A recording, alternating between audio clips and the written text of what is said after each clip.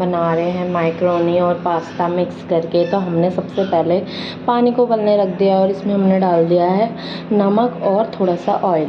पानी खोल दिया तो इसमें डाल दिया पास्ता।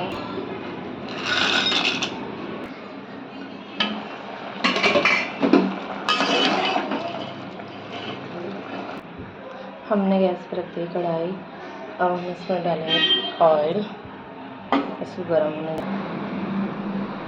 प्याज, टमाटर, शिमला मिर्च,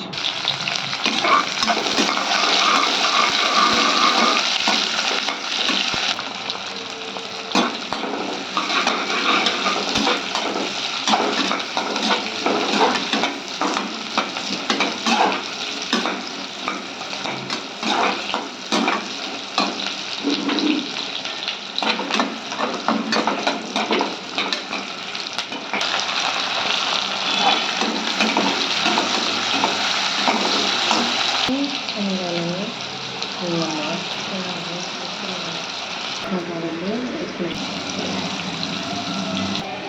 थोड़े से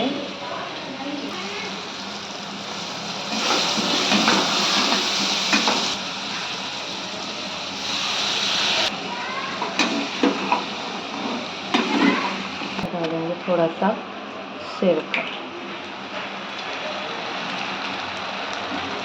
गाइस हमारा पास्ता रेडी है।